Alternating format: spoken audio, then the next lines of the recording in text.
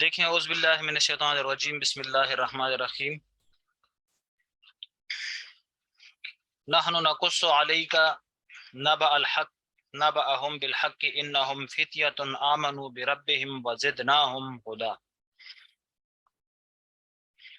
ہم بیان کرتے ہیں آپ پر نبأہم اصحاب کہف کا واقعہ بالحق کے حق کے ساتھ، انہم فتیۃ کے بے شک وہ نوجوان تھے، آمنوا بربہم ایمان لائے اپنے رب پر، وزدناہم ہدا اور ہم نے بڑھایا ان کی ہدایت کو۔ اس سے پہلے بھی اصحاب کہف کی بات چل رہی تھی، اور اب بھی اصحاب کہف کے واقعے کو مزید بیان کیا جا رہا ہے۔ اصحاب کہف کا واقعہ چونکہ اسرائیلی روایت کے اندر بھی موجود تھا، لیکن اسرائیلی روایت کے اندر اس میں ردب و یابس کو شامل کیا گیا تھا، اپنی طرف سے باتوں کو بنایا گیا تھا۔ تو اللہ تعالیٰ بیان فرماتے ہیں کہ ہم آپ پر اصحاب کہف کا واقعہ آپ کے لیے بیان کرتے ہیں، لیکن یہ جو واقعہ بیان ہو رہا ہے قرآن کے اندر، جتنا بیان ہو رہا ہے یہ حق ہے، اس کے اندر کوئی جو ہے تو بات ایسی نہیں ہے کہ جس کا انکار کیا جا سکے، ٹھیک ہے؟ بلکہ اگر اس کے اندر جو بات ذکر کی گئی اس کا اگر ایک بات کا بھی انکار کیا جائے گا تو وہ کفر ہوگا۔ تو یہ اسرائیلی روایت کی طرح نہیں ہے کہ جس کے اندر اپنی طرف سے باتوں کو ملایا گیا، ایسی کوئی بات نہیں ہے۔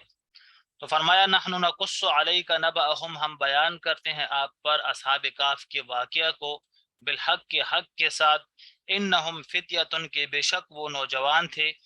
اس میں اشارہ ہے اس بات کی طرف کہ دین کا کام اکثر جو ہے تو اللہ تعالیٰ نے نوجوانوں سے لیا ہے، کیونکہ اگر آدمی بوڑھا ہو جاتا ہے کسی باطل عقیدے کے اوپر، اگر وہ بوڑھا ہو جاتا ہے تو اس صورت کے اندر پھر اس آدمی کا اس عقیدے کو چھوڑنا بہت مشکل ہو جاتا ہے، ٹھیک ہے؟ اگر آدمی باطل عقیدہ اور بدعات کے اندر اگر وہ مبتلا ہو اور اسی کے اندر اگر وہ بوڑھا ہو جائے تو پھر اس آدمی کا اس عقیدے کو ترک کرنا بہت مشکل ہو جاتا ہے۔ ہاں یہ ہے کہ نوجوانوں کو بات سمجھ میں آ جاتی ہے، لیکن بوڑھوں کو بہت کم سمجھ میں آتی ہے۔ وہ کہتے ہیں کہ بھائی ہم جو ہے تو ہماری عمر گزر گئی ہے سر اس بات کے اندر، تو ہم نے ساری عمر غلط کیا، ہم نے ساری عمر جو ہے تو گمراہی کی، تو پھر ان کو پلٹانا بہت مشکل ہوتا ہے، الا ماشاء اللہ۔ انہم فتیۃ کو بے شک وہ نوجوان تھے، آمنوا بربہم ایمان لے کر آئے اپنے رب پر، وزدناہم ہدا اور ہم نے بڑھایا ان کی ہدایت کو، وربطنا علی قلوبہم اور ہم نے مضبوط کیا ان کے دل، اسکامو جب کھڑے ہو گئے وہ، فقالو کہنے لگے، ربنا رب السماوات والارض کہ ہمارا رب کون سا ہے؟ رب السماوات والارض، جو زمین آسمان کا رب ہے وہ ہمارا رب ہے۔ لن ندعو من دونه الہا ہم ہرگز نہیں پکاریں گے اس کے علاوہ کسی دوسرے الہ کو ہم نہیں پکاریں گے۔ جب دقیانوس بادشاہ کے سامنے جو ہے تو ان کا ذکر آیا اور انہوں نے کہا کہ بھائی تم ان بتوں کو کیوں نہیں پوچھتے، تو انہوں نے کہا بھائی ہمارا رب تو وہ ہے جو زمین آسمان کا الہ ہے، اس کے علاوہ ہم کسی دوسرے الہ کو ہم نہیں پوجیں گے، اس کے علاوہ ہم کسی دوسرے معبود کو تسلیم نہیں کریں گے۔ لقد قلنا اذا شططا، کیونکہ اگر ہم نے کسی دوسرے معبود کی پوجا کی، دوسرے کو ہم نے اللہ تعالیٰ کے علاوہ کوئی معبود بنایا، لقد قلنا تحقیق کے ساتھ پھر ہم کہیں گے اس وقت شططا زیادتی والی بات، اگر اللہ تعالیٰ کے علاوہ کسی دوسرے کو ہم نے معبود بنایا پھر تو یہ زیادتی والی بات ہو جائے گی۔ ہؤلاء قوم اتخذوا من دونه آلہۃ، اور یہ ہماری قوم ہے کہ جن نے بنایا اللہ تعالیٰ کے علاوہ کوئی دوسرا معبود، من دونہ آلہۃ اللہ تعالیٰ کے علاوہ کوئی دوسرا معبود بنایا، لولا یاتون علیہم بسلطان بین، کیوں نہیں لاتے ان معبودوں کے بارے میں کوئی کھلی دلیل، ٹھیک ہے؟ بادشاہ کے سامنے کہ بھئی یہ ہماری قوم ہے اللہ تعالیٰ کے علاوہ دوسرے معبود کو پوچھتے ہیں، تو ٹھیک ہے اگر دوسرے معبود کی کوئی دلیل ان کے پاس ہو کہ زمین آسمان کا خالق وہ ہے تو پھر ٹھیک ہے اس کی کوئی دلیل ہمیں بتا دے کہ اللہ تعالیٰ کے علاوہ کوئی اور بھی حاجت روا ہے، کوئی اور بھی مشکل کشا ہے، تو اگر ہو تو وہ پھر ہمیں بتا دے۔ فمن اظلم ممن افترى علی اللہ کذبا، کون سے زیادہ جھوٹا، کون ہے زیادہ ظلم کرنے والا، ممن اس سے، افترا کے جو جھوٹ باندھتا ہے اللہ تعالیٰ کے اوپر، افترا جھوٹ باندھنا، افترا کا مطلب اپنی طرف سے کوئی جھوٹ باندھنا، اپنی طرف سے زیادتی کرنا، اس کو کیا کہتے ہیں؟ افترا کہتے ہیں۔ وَإِذَا اعْتَزَلْتُمُوهُ، اور جب تم لوگ الگ ہو گئے وما یعبدون، اور اس سے کہ جو جس کو وہ پوچھتے تھے اللہ تعالیٰ کے علاوہ، کہ جب یہ نوجوان ان لوگوں سے اور ان باطل الہوں سے علیحدہ ہو گئے، فَأْهُ إِلَى الْكَهْفِ، تو ٹھکانہ پکڑو إِلَى الْكَهْفِ، غار کے اندر۔ جب یہ لوگ ان سے علیحدہ ہو گئے، پورے قوم نے کہا کہ چلو ان کو تھوڑی مہلت دے دو، نوجوان ہیں، جذباتی ہیں، اب بات نہیں مان رہے، تو چلو ان کو ایک رات کی مہلت دے دو کہ یہ سوچ لے۔ تو بادشاہ نے جو ہے تو دقیانوس نے ان کو کہا کہ آج کی رات تم لوگ سوچ لو تم لوگوں نے کیا کرنا ہے، کل تمہارا فیصلہ کیا جائے گا، کل تمہارا فیصلہ کیا جائے گا۔ تو جب وہ ان سے جدا ہو گئے، لوگوں سے اور معبودوں سے، تو پھر اللہ تعالیٰ نے ان کے دل میں کیا ڈالا کہ تم لوگ غار کی طرف چلے جاؤ۔ ینشر لکم ربکم من رحمتہ، بکھیر دے گا تمہارے لیے تمہارا رب من رحمتہ، اپنا رحمت، ویہیئ لکم من امرکم مرفقا، اور تیار کرے گا تمہارے لیے تمہارے معاملے کے اندر نرمی۔ وتری الشمس، اور دیکھتے ہو تم سورج کو، اذا طلعت، کہ جب وہ طلوع ہوتا ہے۔ جس غار کے اندر وہ سو گئے تھے، غار میں چلے گئے تھے اور پھر وہاں پر سو گئے تھے، تو اللہ تعالیٰ فرما دے کہ تم دیکھو گے سورج کو، تزاور عن کہفہم ذات الیمین، کہ جو مائل ہوتا ہے ان کے غار سے ذات الیمین، یمین کی جانب، دائیں طرف وَإِذَا غَرَبَتْ، اور جب غروب ہوتا ہے، تقرضهم، تو وہ مائل ہوتا ہے ذات الشمال، شمال کی جانب، وَهُمْ فِي فَجْوَةٍ مِّنْهُ، اور وہ اس غار کے سوراخ میں تھے، ایک کھلی جگہ تھی غار کے اندر، وہاں پر تھے۔ ذَلِكَ مِنْ آیاتِ اللہ، یہ اللہ تعالیٰ کی نشانیوں میں سے ہے۔ جب وہ غار میں سو گئے، غار میں چلے گئے، اور وہاں پر وہ اللہ تعالیٰ نے ان کو نیند سلا دیا، تو اب سورج جب صبح کو طلوع ہوتا تب بھی ان کی غار میں سورج کی روشنی نہیں جاتی تھی، اور جب سورج غروب ہوتا تب بھی سورج کی شعاعیں اس غار میں نہیں جاتی تھی۔ اب بعد نے تو یہ فلسفہ بیان کیا کہ بھائی غار کا جو منہ تھا تو وہ شمال کی جانب تھا، تو جب غار کا منہ شمال کی جانب ہو گیا تو غار اگر مشرق سے طلوع ہو تب بھی اس کی شعاعیں اس غار کے اندر نہیں پڑتی، اور مغرب کے وقت اگر طلوع ہو تب بھی اس کی شعاعیں غار میں نہیں پڑتی، اور اگر زوال کا ٹائم ہو تب بھی نہیں پڑتی، کیونکہ زوال کے ٹائم پہ تو غار کی پچھلی جانب پر سورج ہوگا۔ تو بعد نے یہ فلسفہ بیان کیا کہ غار کا جو تھا وہ نقشہ اس طرح تھا کہ اس کا منہ شمال کی جانب تھا، لیکن بعد نے اس بات کو رد کیا کہ بھئی اگر اس طرح ہوتا تو پھر اس کو ذکر کرنے کی کیا ضرورت، وہ تو عام اگر کوئی اس طرح کمرہ بھی بنائے تو وہ بھی اسی طرح ہوتا ہے کہ سورج طلوع ہوتا ہے تب بھی سورج کی شعاعیں اندر نہیں جاتی، غروب ہوتا ہے تب بھی نہیں جاتی، زوال ہوتا ہے تب بھی شعاعیں غار میں اس کمرے میں نہیں جاتی۔ اگر کوئی اس طرح کا کمرہ بنائے تب بھی تو شعاعیں تو نہیں جاتی، تو پھر یہاں پہ ذکر کرنے کا کیا مطلب، یہ تو ہر ایک آدمی کو پتہ ہوتا ہے۔ تو بعض نے کہا کہ نہیں، یہ ان کی برکات تھی، یہ جو ہے تو ان کی کرامت تھی، اور یہاں پر اللہ تعالیٰ نے اپنی قدرت دکھانی تھی، سمجھ گئے کہ غار کا نقشہ اسی طرح تھا کہ بھائی عام اگر ہوتا، اگر وہ عام جگہ ہوتی تو سورج کی شعاعیں اندر جانی ہی جانی تھی، لیکن یہ ان کی جو ہے تو کرامات تھی کہ ان کی کرامات کی وجہ سے اللہ تعالیٰ نے اپنی قدرت دکھائی، اور اللہ تعالیٰ کی قدرت کی وجہ سے اس غار کے اندر شعاعیں نہیں گئی۔ بعض نے یہ تعبیر فرمائی ہے، اور دوسری تعبیر کے اوپر کہ بھئی اس کا جو ہے تو رخ شمال کی جانب تھا، اس بات کو انہوں نے سختی کے ساتھ رد کیا ہے۔ واللہ علم، ٹھیک ہے، بہرحال اللہ تعالیٰ کی قدرتوں میں سے تو ہے، ٹھیک ہے، کہ اتنے سال وہ جو ہے تو غار کے اندر رہے، لیکن غار میں کوئی شعاع وغیرہ بھی نہیں گئی کہ تاکہ سورج کی شعاؤں سے ان کو تکلیف ہو۔ من یہد اللہ فہو المہتد، جس کو اللہ تعالیٰ ہدایت دیتا ہے، فہو المہتد، تو وہ ہدایت پا لیتا ہے، وہ ہدایت یافتہ ہوتا ہے۔ ومن یضلل، جس کو اللہ تعالیٰ بہکا دے، فلن تجد لہ، تو نہیں پاؤ گے تم اس کے لیے ولیا، کوئی حمایتی، مرشدہ، کوئی رہنمائی کرنے والا۔ بہت پہلے بھی گزر گیا، ٹھیک ہے، کہ اصل میں یہ ہے کہ جو ہدایت کا طلبگار ہو، جس کے اندر احساس ہو، اس کو اللہ تعالیٰ ہدایت دے دیتے، لیکن اگر کسی کے اندر احساس ہی نہیں ہے، گناہ پہ گناہ کیے جا رہا ہے اور گناہ کے اوپر اس کو کوئی ندامت نہیں ہے، تو پھر اللہ تعالیٰ ولی ہی ما تولی، اس کو پھیر دیتے ہیں جس طرف وہ پھرتا ہے، اور پھر اس کی واپسی کا کوئی راستہ نہیں ہوتا، وہ اپنے گناہوں کے اندر اور اپنی گمراہی کے راستے کے اندر اور ترقی کرتا جاتا ہے، اس کو اللہ تعالیٰ اور ڈھیل دیتے جاتے ہیں. ٹھیک ہے، تو اس لیے جب بھی کوئی گناہ ہو انسان سے، گناہ تو ظاہر ہے ہوتے رہیں گے، اللہ تعالیٰ حدیث ہے کہ اگر تم سے گناہ نہیں ہوں گے تو اللہ تعالیٰ تم لوگوں کو مٹا کر کسی اور کو لے آئیں گے، وہ گناہ بھی کریں گے پھر ان سے اور توبہ بھی کریں گے، پھر اللہ تعالیٰ ان کو معاف بھی کریں گے. ٹھیک ہے، اللہ کے رسول نے فرمایا کہ تم میں سے بہتر گناہگار وہ ہیں کہ جو استغفار کرتے ہیں.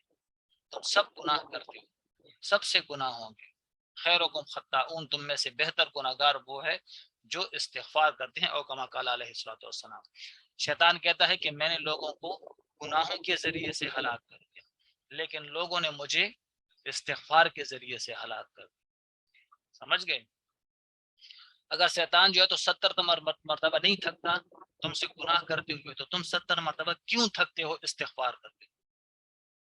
کہ جب اس نے ٹھانی ہے کہ بھائی میں اس کو گمراہ کروں گا تو آپ بھی ٹھان لیں، تو ٹھیک ہے پھر ہم بھی تمہیں ہلاک کریں گے. سمجھا گئی بات؟ تو جب بھی کوئی گناہ ہو، جب بھی کوئی اس طرح شریعت کے خلاف کام ہو، تو فوراً کیا ہے آدمی کو استغفار کرنا چاہیے. ٹھیک ہے، اگر آدمی کہے کہ بھائی یہ تو پھر ہوگا ویسی کو زبان سے رٹ لگائی ہوئی، تو کم از کم زبان سے تو کہہ دو، تاکہ کم از کم جسم کا ایک جز تو استغفار کرے، جسم کا ایک جز تو کم از کم استغفار کرے. زبان ہلاؤ گے تو زبان سے تو استغفار ہوگا نا. بات سمجھ میں آ رہی ہے کہ جا رہی ہے؟ ومن یضلل، اور جس کو اللہ تعالیٰ گمراہ کرے، فلن تجد له ولیا مرشدا، نہیں پاؤ گے تم اس کے لیے کوئی حمایتی، مرشدہ رہنمائی کرنے والا.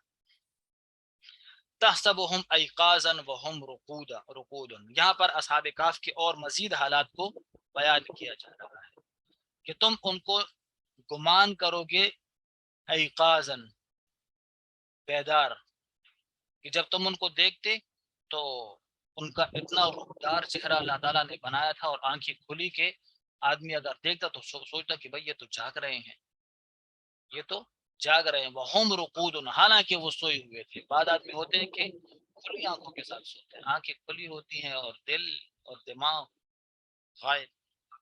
سمجھا گئی بات؟ تو تم ان کو گمان کرو گے جاگتا ہوا، وہم رقود، حالانکہ وہ سوئے ہوئے، آنکھیں ان کی کھلی تھی، تاکہ 350 سال تک آنکھیں اگر بند رہیں تو آنکھیں خراب نہ ہو جائے. تو اللہ تعالیٰ نے ان کی آنکھوں کو کھلا رکھ دیا، تو دیکھنے والا یوں محسوس کرتا کہ بھئی یہ تو سویا ہوا نہیں، یہ ویسے ہی لیٹا ہوا ہے اور جاگ رہا ہے. نقلبہم ذات الیمین و ذات الشمال، ہم پلٹتے تھے ان کو ذات الیمین دائیں طرف و ذات الشمال بائیں طرف. نیند کی حالت میں اللہ تعالیٰ ان کو کروٹیں بھی دیتے تاکہ ایک پہلو پر پڑے وہ پہلو کیا ہے وہ کہیں اس کو نقصان نہ پہنچے، کیونکہ اگر ایک طرف آدمی جو ہے تو لیٹا لیٹا پڑا رہے گا اور سالوں تک ظاہر ہے اس پہلو کو تو نقصان پہنچنا ہے. تو اس کو اللہ تعالیٰ نے فرمایا کہ ہم ان کو کروٹ دیتے رہتے تھے تاکہ ایک پہلو ایک ہی طرف پر لیٹے لیٹے سے وہ خراب نہ ہو جائے. وَقَلْبُهُمْ بَاسِطٌ ذِرَاعَيْهِ بِالْوَسِيدِ، اور ان کا کتا باسطن پھیلائے ہوئے تھا، ذراعیہ اپنے دونوں بازوؤں کو، بالوسید چوکٹ پر، آگے والے پاؤں پھیلائے ہوئے چوکٹ پر بیٹھا ہوا تھا. وہ اندر سو رہے تھے اور کتا غار کے منہ پہ بیٹھا ہوا تھا. اب یہاں پہ دیکھو اصحاب کہف اللہ والے نیک لوگ تھے، اور یہ کتا یہ ان کے ساتھ چل پڑا. تو نیک لوگوں کی مجلس کو اختیار کیا نا، نیک لوگوں کی مجلس کو اختیار کیا. تو اس کتے نے نیک لوگوں کی مجلس کو اختیار کیا، تو اللہ تعالیٰ نے اس کا ذکر بھی قیامت تک قرآن کے اندر شامل کر دیا. سمجھ گئے؟ حالانکہ کتا تو ایسا مطلب جانور ہے کہ ایک دفعہ اللہ کے رسول نے فرمایا کہ بھائی قتل کرو ان کو، سب کو قتل کرو، قتل کر دو ان کو، جہاں پر بھی کتا ملے قتل کرو. کیونکہ مدینہ کے اندر یہودی کتے پالتے تھے، تو صحابہ نے بھی ان کے دیکھا دیکھی کتے پالنا شروع کر دی. تو اللہ کے رسول نے فرمایا یہ تو ایسی چیز ہے کہ اس کو رکھنے کے قابل ہی نہیں ہے، یہ اس کو قتل کر دیا کرو۔ دلوں کے اندر نفرت بٹھانے کے لیے اللہ کے رسول نے کتا مار مہم شروع کرائی تھی مدینہ کے اندر، سمجھ گئے؟ اور یہ کہ اگر کوئی شوقیہ کتا پالے تو اس کے اعمال نامے سے 2 کی رات عمل نیکیاں ختم ہو جائیں گی۔ شوقیہ کتا پالنے کی اجازت بھی نہیں ہے شریعت کے اندر۔ لیکن یہ دیکھو، مطلب شریعت کے اعتبار سے کوئی پسندیدہ جانور نہیں ہے، لیکن جب اصحاب کہف جو نیک لوگ تھے ان کا دامن پکڑا اور ان کے پیچھے چل پڑا تو اللہ تعالیٰ نے قرآن کے اندر اس کا ذکر بیان فرما دیا۔ اور بعض مفسرین کے نزدیک جو تو بلعم باعورہ جو موسیٰ علیہ السلام کے خلاف بد دعائیں کرنے لگا تھا، نیک لوگوں کے خلاف بد دعائیں، اور نیک لوگوں کے خلاف جب اس نے زبان کھولی تو اللہ تعالیٰ نے اس کی زبان لٹکا دی۔ اور بعض لوگوں کے مفسرین کے تحت کہ یہ کتا اس کی صورت کے اندر جنت میں جائے گا اور وہ کتے کی صورت کے اندر کیا ہے، جہنم کے اندر جائے گا، کہ اس نے نیک لوگوں کے خلاف زبان کھولی، سمجھ گئے؟ اس نے نیک لوگوں کا دامن پکڑا تو یہ جنت کے اندر جائے گا، اور وہ جو بلعم باعورہ تھا جس نے نیک لوگوں کے خلاف زبان کھولی تو وہ کیا ہوگا، جہنم میں جائے گا، کتی کی طرح اس کی زبان لٹک رہی تھی۔ اور بات سمجھ میں آ رہی ہے کہ جا رہی ہے؟ لَوِ اطَّلَعْتَ عَلَيْهِمْ لَوَلَّيْتَ مِنْهُمْ فِرَارًا، اگر تم ان پر مطلع ہو جاتے، ان کو دیکھ لیتے، لَوَلَّيْتَ مِنْهُمْ فِرَارًا تو تم بھاگ جاتے ان سے منہ پھیر کر، وَلَمُلِئْتَ مِنْهُمْ رُعْبًا اور ان سے تم روب سے بھر جاتے، ان کے اتنے ہیبت ناک، مطلب یہ کہ روبدار چہرے اللہ تعالیٰ نے بنائے تھے، کھلی آنکھیں سے پن کداور نوجوان، کہ اگر تم ان کو دیکھتے تو تم ان سے ایسے مرعوب ہو جاتے، ان کا روب تمہارے دل میں بیٹھ جاتا کہ تم ان کو دیکھ کے ہی بھاگ جاتے، ڈر جاتے۔ کذالک بعثناہم، اسی طرح ہم نے ان کو اٹھایا لیا، تساءلوا بینہم، تاکہ ایک دوسرے سے وہ سوال کرے، ایک دوسرے سے وہ پوچھنے لگے۔ اسی 350 سال تک وہ سوئے رہے، 309 سال تک، تو پھر کیا تھا کہ اللہ تعالیٰ نے ان کو جگا دیا، کھڑے ہو گئے، نیند سے اٹھ گئے، لِيَتَسَاءَلُوا بَيْنَهُمْ تاکہ وہ ایک دوسرے سے سوال کرے، کھڑے ہو گئے، باتیں کرنے لگے۔ ہاں بھائی، بعض مفسرین کے نزدیک جب وہ سوئے تھے تو صبح کا وقت تھا، سورج طلوع ہوا تھا، جب وہ جاگے تو سورج کی غروب ہونے کا وقت تھا۔ قال قائل منهم، ایک کہنے والے نے کہا، کم لبستم، ہاں بھائی کتنا سوئے؟ قالوا، کہنے لگے، لبسنا یوما او بعض یوم، ایک دن یا اس سے کچھ کم سوئے ہوں گے۔ تو قالوا، کہنے لگے، ربکم اعلم بما لبستم، بس تمہارا رب ہی جانتا ہے تم جتنا سوئے ہو، بس اس باتوں کو چھوڑو۔ اس میں اشارہ ہے اس بات کی طرف کہ جس بات کے اندر کوئی فائدہ نہ ہونا اس کو چھیڑنے کی ضرورت نہیں ہے، سمجھ گئے؟ جس بات کے اندر دنیاوی اور اخروی کوئی فائدہ نہیں ہے تو پھر اس بات کو تذکرہ کرنے کی اور اس بات کو حل کرنے کی کوئی ضرورت نہیں ہے۔ کتنا سوئے، اور بھیا جتنا بھی ہو تو بس چھوڑو اس کو، اگر پتہ بھی چل گیا تو کیا ہو گیا، کچھ بھی نہیں، بس چھوڑو اس بات کو کیا کرنا ہے کتنا سوئے۔ ایسے کچھ لوگ کہتے ہیں کہ اصحاب کہف کے کتے کا رنگ کیا تھا، اصحاب کہف کے کتے کا کیا رنگ تھا؟ او خدا کے بندے، یہ پوچھو اصحاب کہف کو یہ درجہ کن اعمال کی وجہ سے ملا، یہ پوچھو۔ جو غار میں سوئے ہوئے تھے ان کے بارے میں نہیں پوچھتے، جو غار کے منہ پہ بیٹھا ہے اس کے بارے میں پوچھتے ہیں کہ اس کا رنگ کیا تھا، یہ نہیں پوچھتے اصحاب کہف کے اعمال کیا تھے۔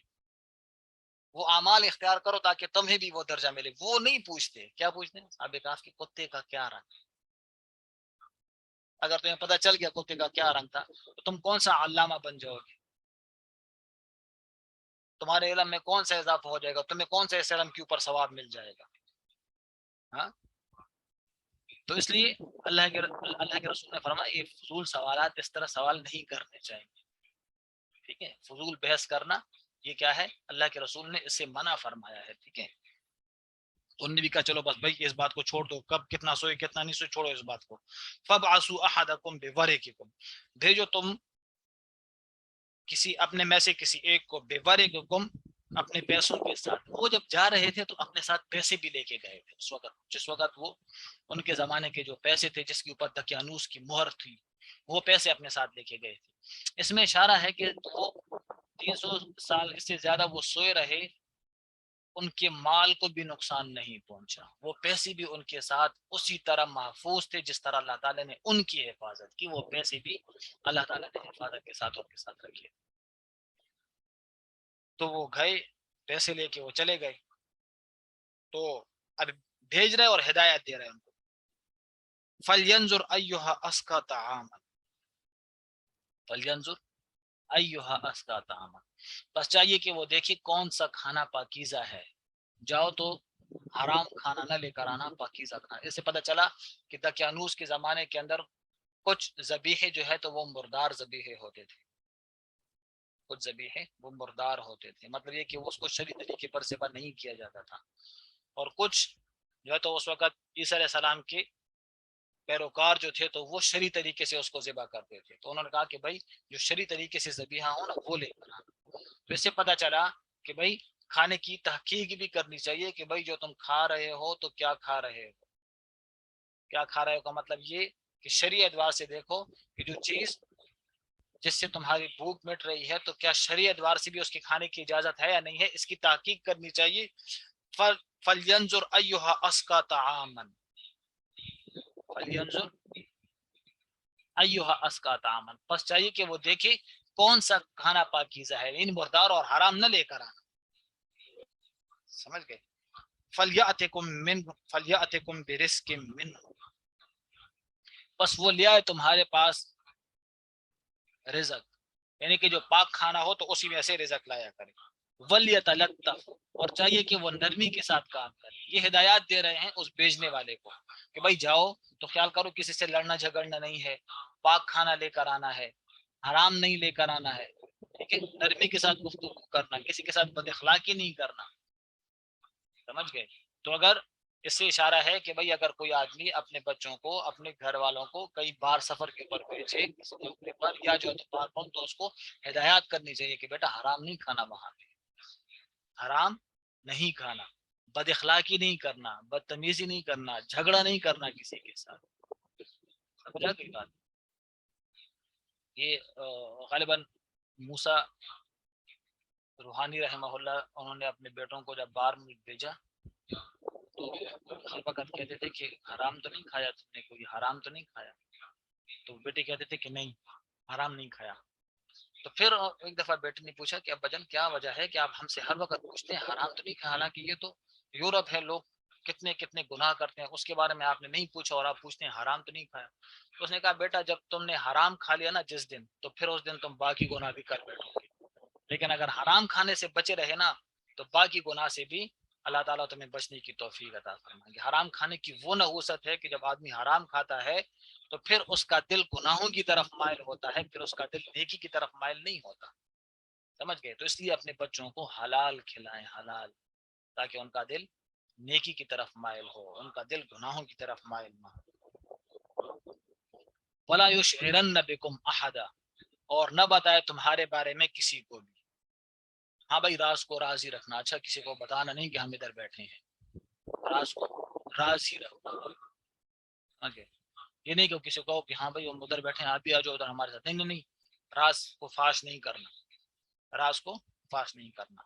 انہم یظہروا علیکم یرجموکم، بے شک اگر وہ تمہارے اوپر مطلع ہو گئے، اگر انہوں کو تمہارے بارے میں پتہ چل گیا، یرجموکم تو وہ تمہیں رجم کر دیں گے. یہ بادشاہ نے ان کو دھمکی دی تھی، ٹھیک ہے، دقیانوس نے ان کو دھمکی دی تھی کہ یا تو مان لو، اگر نہیں مانتے تو پھر تمہیں رجم کر دیا جائے. کہا کہ اگر وہ تمہارے اوپر ان کو پتہ چل گیا تمہارے بارے میں تو وہ تمہیں رجم کر دیں گے.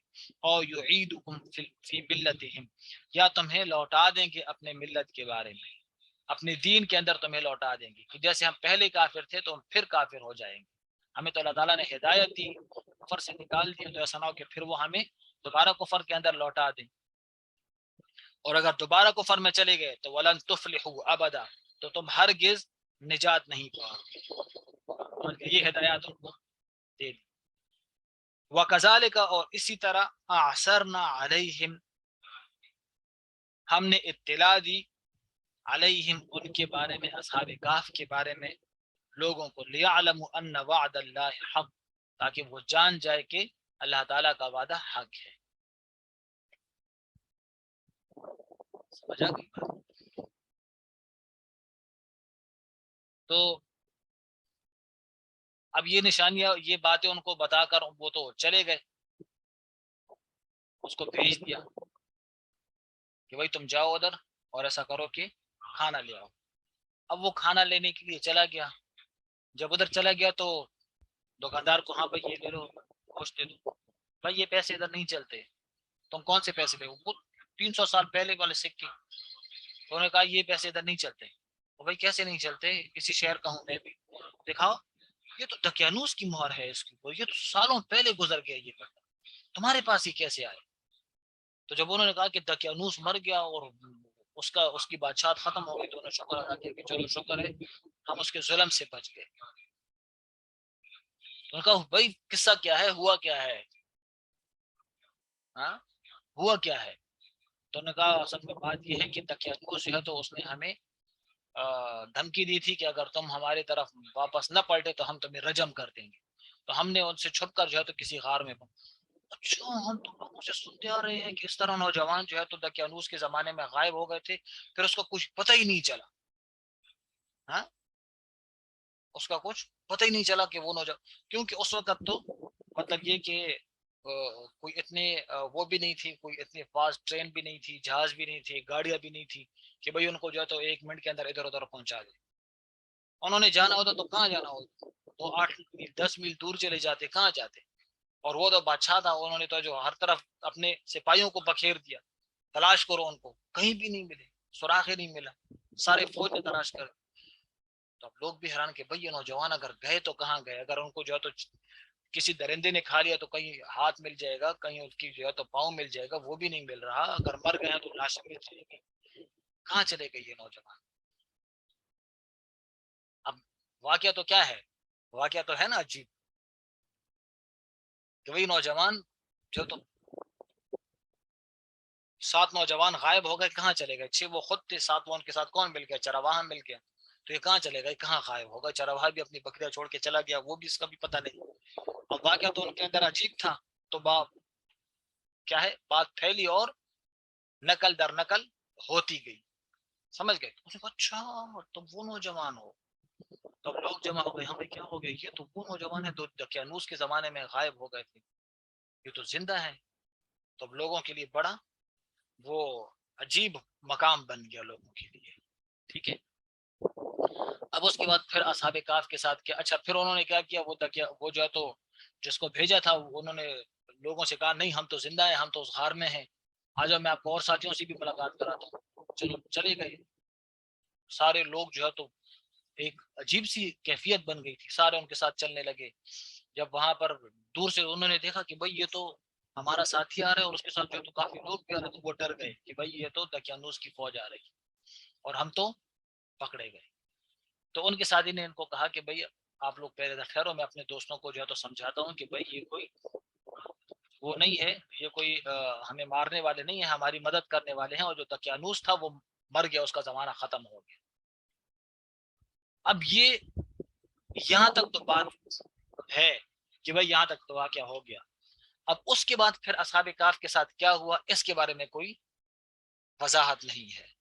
ٹھیک ہے کہ بھئی وہ فوت ہو گئے یا جو ہے تو اس کے علاقے میں رہے یا کہاں پہ چلے گئے, اس کے بارے میں پھر کوئی معلوم نہیں ہو. بعض نے یہ بھی لکھا ہے کہ اللہ تعالیٰ نے ان کے اوپر پھر نیند مسلط کی ہے اور وہ مہدی علیہ السلام کے زمانے میں ظاہر ہوں گے اور پھر امام مہدی علیہ السلام کا ساتھ دیں گے, ان کے ساتھ تعاون کریں گے. واللہ عالم یہ بات بھی ثابت نہیں ہے, بس بعض مفسرین نے لکھا ہے. لیکن یہاں تک بس بات ہے ٹھیک ہے کہ وہ ان کے لیے ایک عجوبہ سا بن گیا تھا, عجیب سی بات بن گئی تھی.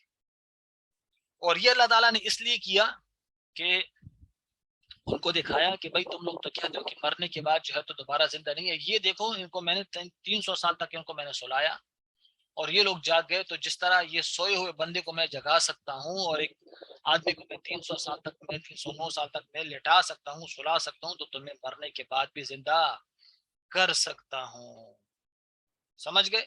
دیکھو وَكَذَلِكَ اس طرح آثرنا علیہم ہم نے اطلاع دی اصحاب کہف کے بارے میں لوگوں کو, لیعلموا تاکہ وہ جان جائے ان وعد اللہ حق, کہ بے شک اللہ تعالیٰ کا وعدہ کون سا وعدہ؟ بعض بعد الموت کا وعدہ حق ہے, وان ساتھ اور بے شک قیامت لا ریب فیہ اس میں کوئی شک نہیں. اذ یتنازعون بینہم پھر وہ جب جھگڑا کرنے لگے آپس میں, امرہم ان کے معاملے میں. اس وقت ان لوگوں نے آپس میں ان کے معاملے میں جھگڑا کرنے لگے. کیا مطلب جھگڑا کرنے لگے؟ اور اس وقت جو ہے تو کچھ لوگ تھے کہ وہ کہتے تھے کہ بھائی یہ عیسائی تھے تو ہم اس کے اوپر مینار بنائیں گے، مسجد بنائیں گے، ٹھیک ہے. اور کچھ لوگ تھے کہ جو کہتے تھے کہ نہیں یہ ہمارے جو تو مذہب کے لوگ تھے، ہم ان کے اوپر ہمیں ان کی دیوار بنائیں گے تاکہ بس ان کی علامت جو ہے تو وہ برقرار رہے، دیوار ہم بنا دیں گے. سمجھا گئی بات؟ ابھی بھی جو ہے تو آپ دیکھو یوٹیوب کے اوپر جو ہے تو وہ ہڈیاں وغیرہ کسی جگہ پہ رکھی ہیں اور وہ ہڈیوں کی زیارت کرتے ہیں کہ یہ اصحاب کہف کی ہڈیاں ہیں. خدا کے بندے، تمہیں کیسے پتا چلا اصحاب کہف کے لوگ مر گئے؟ تمہیں کیسے پتا چلا؟ سمجھ گئے؟ تو وہ سارے کیا ہے، بس پیسے کمانے کے چکر ہیں جی. سمجھ گئے؟ یہ کسی سے کوئی معلوم نہیں ہے کہ پھر ان کے ساتھ کیا ہوا. اور ان کی قبریں، انہوں نے تو ان کی قبریں بھی بنا دی. اچھا تو دیکھو، تو وہ آپس میں یہ بحث کرنے لگے. کچھ کہنے لگے کہ ہمارے مذہب کے تھے، کچھ کہنے لگے ہمارے مذہب کے تھے. اس وقت عیسائیوں کا غلبہ تھا تو انہوں نے کہا نہیں بھائی، بس ادھر کیا کریں گے، ان کے لیے مسجد بنائیں گے. فقالو، تو کہا انہوں نے ابنو علی، بنائے ابنو سے ہے بنانے سے، ان کے اوپر ایک عمارت یادگار بنا دو ان کے اوپر تاکہ بعد میں آنے والے لوگوں کو پتہ چلے. اچھا،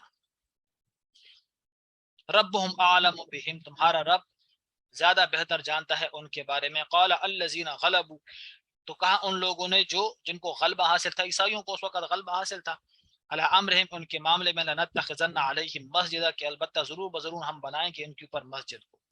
سیقولون، اب ان کی تعداد کے بارے میں اختلاف ہوا، ٹھیک ہے. تو کچھ نے کہا ثلاثۃ رابعہم کلبہم، یہ تین تھے چوتھا ان کا کتا. ویقولون خمسۃ سادسہم کلبہم، اور کچھ تھے کہتے کہ یہ پانچ تھے چھٹا ان کا کتا. رجمم بالغیب، اندازے لگاتے غیب کے ساتھ. کہہ رہے ایسے اندازے غیب کے ساتھ یہ اندازے لگاتے. کچھ کہتے چار تھے، پانچ تھے، تین تھے. ہاں، وَيَقُولُونَ سَبْعَةٌ وَثَامِنُهُمْ قَلْبُهُمْ، اور کچھ کہتے کہ سات تھے اور آٹھواں ان کا کتا تھا. آٹھواں ان کا کتا تھا. حضرت عبداللہ ابن عباس اور حضرت عبداللہ ابن مسعود رضی اللہ عنہم یہ اس امت کے بڑے مفسرین میں سے ہیں. عبداللہ ابن عباس رضی اللہ عنہما فرماتے ہیں کہ میں اصحاب کہف کے گنتی کو جانتا ہوں. شاگردوں نے پوچھا کہ وہ کیسے، کتنے تھے؟ وہ کہہ رہے سات تھے اور آٹھواں ان کا کتا تھا. کہا ان کی کیا دلیل ہے؟ تو کیا دلیل یہ ہے کہ اللہ تعالیٰ نے پہلے دو اقوال کو ذکر کر کے فرمایا رجمن بالغیب، یہ تو بن دیکھے تیر چلا رہے ہیں، یہ تو بن دیکھے تیر چلا رہے ہیں. لیکن سات تھے اور آٹھواں ان کا کتا تھا، اس کے ساتھ اللہ تعالیٰ نے رجمن بالغیب ذکر نہیں کیا، اس کی تردید نہیں کی. تو اس سے کہ اشارت النص سے پتہ چلتا ہے کہ وہ سات تھے اور آٹھواں ان کا کتا تھا.